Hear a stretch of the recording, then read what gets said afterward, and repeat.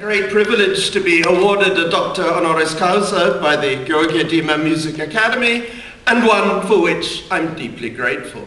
It's also rather daunting when you look at the list of previous distinguished recipients. As you heard, they include legendary names such as Yannis Xenakis, Georgi Kurtak, Christoph Penderecki, and Yehudi Menuhin. But of course they're composers and performers, whereas I'm a musicologist, and I understand that this is the first occasion on which the Academy has honoured an overseas musicologist in this way.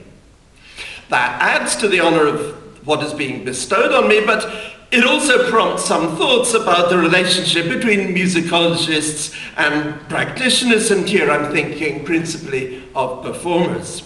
There are still parts of the world, mainly in Northern Europe, where musicology and performance are separated out into different institutions. I'm glad that at the Dima Music Academy, as at British conservatories, distinguished musicologists, theorists, and composers, as well as performers, all work together within the same institutions.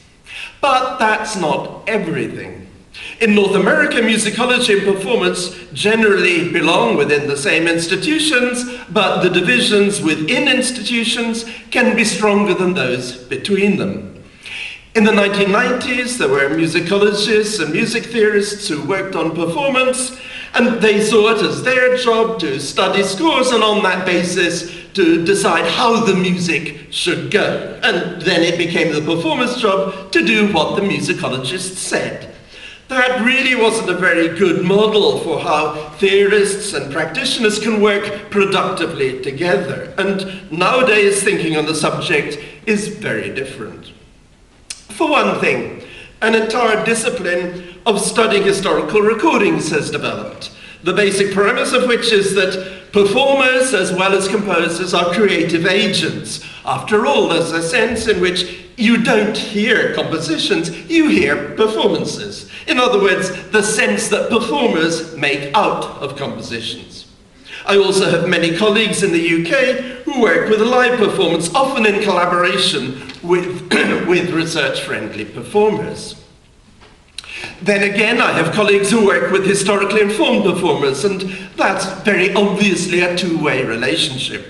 Musicologists bring new repertories to light and figure out new ways in which early notations might be interpreted. But they depend on the input of performers to try out their interpretive ideas.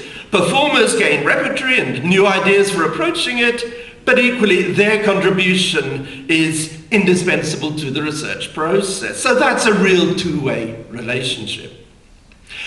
And then there are ways in which musicologists and performers are in the same boat and need to work together to get out of it. One of the things I said in my presentation at the symposium held yesterday as part of the Cluj Modern Festival is that while in many ways performance standards are nowadays higher than they have ever been, there's also a certain feeling that interpretive options have diminished, and that in this way the whole culture of classical music performance has become less creative than it might be. Musicologists have a role in understanding how this situation came about.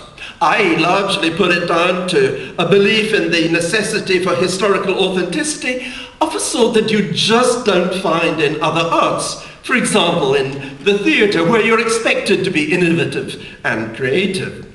And the reasons for this lie in a conception of music as a text rather than as a creative act, and this has quite specific historical origins. In short, there's a problem of how we think about music, and that's why this is something that requires both musicologists and performers and practitioners more generally to work together, combining their respective skills. Together, I think we have an opportunity to help revive a culture that has become increasingly isolated in contemporary society. So I hope that the honor the Dima Music Academy is bestowing on me today can be seen as standing for something far more important than my own contribution to my discipline. I thank the Academy from the bottom of my heart. Thank you.